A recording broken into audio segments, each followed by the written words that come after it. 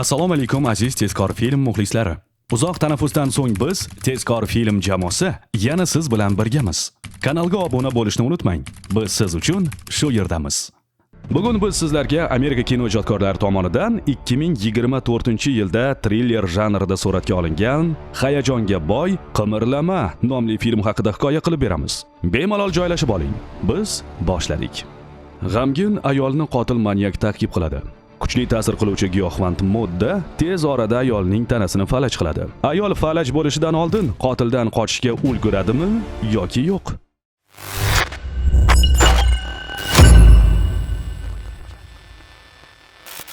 Biz er-xotin yotoqxonasini ko'ramiz. U yerda Iris ismli ayol uyqusizlikdan aziyat chekmoqda.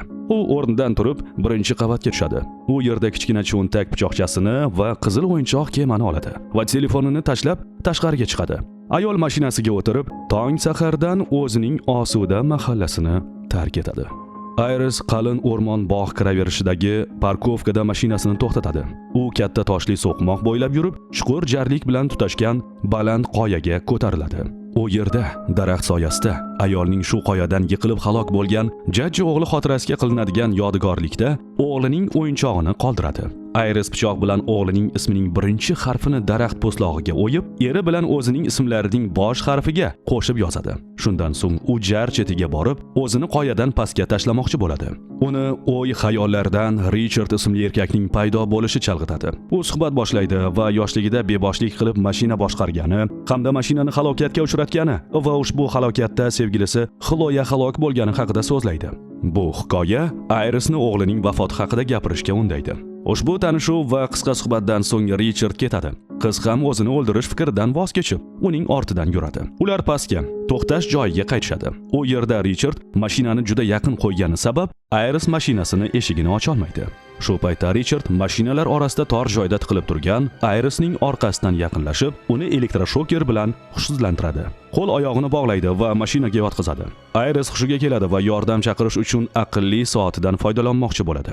Biroq Richard unga sovuqqon va yovuz yuz bilan bu ishning foydasizligini, chunki bu yerlarda aloqa yo'qligini aytadi. Richard Iris o'g'lining yodgorligiga qo'yilgan qizil kemachani ayolga qaytaradi. Iris cho'ntagidan pichoqchasini olib, plastik arqonlarni kesadi va manyakni gapga solib, chalg'itib unga hujum qiladi. Richard boshqaruvni yo'qotadi va mashina daraxtga uriladi. Iris o'ziga kelib, Richardni kamar bilan bog'lamoqchi bo'ladi. Ammo manyak kuch ishlatib, qutulib qoladi. Qo'rqib ketgan Iris oyoqlarini bo'shatadi hamda pichoqni qo'liga olib, manyakka o'qtaladi va atrofdan yordam qidiradi. Qotil manyak esa yovuzlik bilan ayol tomon yura boshlaydi va pichoqchani sezmay qolgani xato ekanini aytadi. Shuningdek, u Irisga 20 daqiqadan so'ng butun tanasini vaqtincha falaj qiladigan preparatni ayol xushsizligida ukol qilganini aytadi. Iris o'rmonga qochib yuguradi va pichoqchani tushirib yuboradi. Richard oqsoqlanib, uning izidan sekin yurib boradi. Ayol borgan sari tanasi ustidan nazoratni yo'qotayotganini sezadi va marhum o'g'liga sanashni o'rgatganini eslaydi. U deyarli falajlanadi va daraxt ildizlari ostiga emaklab kirib yashirinadi. Richard uni sezmay o'tib ketadi, ammo chumolilar chaqishi tufayli chiqargan tovush ta'qibchi diqqatini tortadi. Iris qochib daryogacha emaklab boradi va yog'och uslubida daryoda oqib ketishga urinadi. Daryo bo'ylab pastga katta xarsang toshlar va sharsharalar sabab ayol deyarli cho'kib ketadi. Ammo oxirgi kuchi bilan daraxtni ushlab qolib, qirg'oqqa chiqadi. U qirg'oqda o't ustida faqat ko'zlarini qimirlatib yotadi.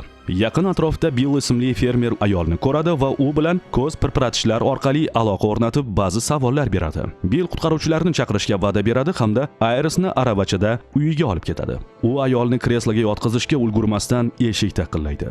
Ayolning cho'chib ko'z pirillatishidan Bill xavf borligini sezadi. Eshik ortida Richard turardi. Richard xotini bilan avtohalokatga uchraganini, telefoni singanini va xotinini qidirayotganini aytadi. Bill tez yordam chaqirishni aytib, eshikni yopadi. Ammo Richard uning ortidan uyga kiradi. Richard o'zini yomon his qilayotgandek ko'rsatib, Irisni qidiradi. Bill Richarddan tashqarida tez yordamni kutishni so'raydi. Ammo manyak farzandi vafotidan keyin aqldan ozayotgan va asabiy paytida qo'l oyog'i ishlamay qoladigan suyukli xotini haqida ta'sirli yolg'on hikoya aytib beradi. Bill unga deyarli ishonib, divan ortida yashiringan Irisni ko'rsatmoqchi bo'ladi. Biroq Richardning cho'ntagidagi telefon jiringlab, uni fosh qiladi. Yolg'onni tushungan fermer Iris omborxonadaligini aytadi va Richarddan tezda ketishini talab qiladi. Manyak unga tashlanadi. Ular mushtlashadi. Fermer g'alaba qozonadi, biroq Richard poldan pichoq topib, Billni o'ldiradi. Irisning omborxonada yo'qligini tushungan manyak uyga benzin sepishga tushadi. Buni ko'rgan Iris barmoqlari bilan belgi beradi. Ammo Richard bu ovoz shunchaki eshitildi deb o'ylaydi va uyni yoqib yuboradi. U fermerning mashinasi kaliti va ko'ylagini olib uydan chiqadi. Iris polda yotgan holda jalyuzi ipi yordamida signal berishga urinadi. Richard jalyuzining qimirlaganini payqaydi. Ayolni yonayotgan uydan olib chiqadi va mashinaga o'tirib jinoyat joyidan tezda uzoqlashadi. Yo'lda u Irisga u tufayli birinchi marta erkakni o'ldirganini tan oladi. Chunki uning oldingi qurbonlarining barchasi ayollar edi.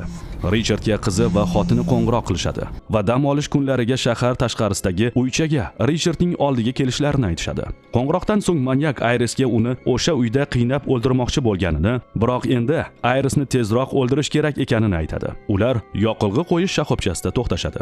Richard benzin uchun pul to'layotganda, Iris asta-sekin tanasi ustidan nazoratni qaytayotganini sezadi va arang qo'li bilan kamarni bo'shatadi. Ayol tanasini ushlolmay yon oynaga suyanib qoladi va yaqindagi bolakay va uning onasi Irisga yordam bermoqchi bo'lishadi. Biroq Richard bunga xalaqit berishga ulguradi. Ular Richardning mashinasi halokat joyiga kelishadi. Richard ortidan iz qoldirmaslik uchun mashinani tortib ketmoqchi bo'ladi. Bu paytda ayol qo'llariga kuch qaytayotganini sezadi. Ayni paytda orqadan politsiya mashinasi yaqinlashadi. Politsiya zobitiga yoqilg'i qo'yish shoxobchasida g'alati yo'lovchili mashina haqida tashvishli xabar tushgan. Politsiyachi vaziyatni tekshirish uchun yaqinlashadi. Richard unga xotini o'g'lining o'limidan keyin depressiyaga tushib, ichkilikka mukkasidan ketgani, bugun ichib mashinani urgani, endi esa u mashinani evakuatsiya qilmoqchi ekanini do'stona tarzda tushuntiradi. Ammo zobit manyak peshonasidagi jarohat haqida so'raganida Richard nima deyishni bilmay qoladi. Shu payt Iris derazani biroz ochishga muvaffaq bo'ladi. Ofitser buni payqab, u bilan bevosita gaplashmoqchi bo'ladi. Irisga asta-sekin nutq qaytmoqda edi. U pichirlab, "Yordam bering" deydi. Ofitser mashina torpedasi ustida ko'ylak bilan yopilgan plastik qisqichlar va shpritslarni ko'rib qoladi. U qurolga intiladi, ammo Richard evakuator trosining ilgagi bilan politsiyachi boshiga urib o'ldiradi. U jasadni xizmat mashinasiga tiqib, ustidan benzin sepadi va yoqib yuboradi. Ofitserning xizmat qurolini esa o'zi bilan oladi. So'ng Irisni olib, yo'lini davom ettiradi. O'ziga kelayotgan Iris unga gapira boshlaydi. U Xloya ismli qiz haqidagi avariya va o'lim voqeasini eslaydi va ehtimol o'sha fojia Richardni ruhiy jihatdan sindirib, uni ketma-ket qotilga aylantirganini taxmin qiladi.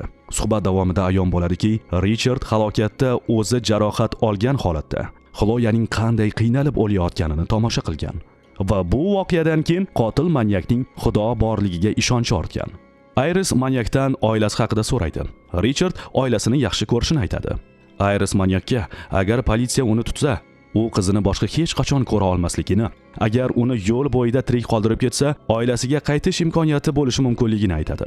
Sababi Iris manyakning haqiqiy ismini bilmasdi. Biroq Richard tirik guvohni qoldirish xavfli deb hisoblaydi.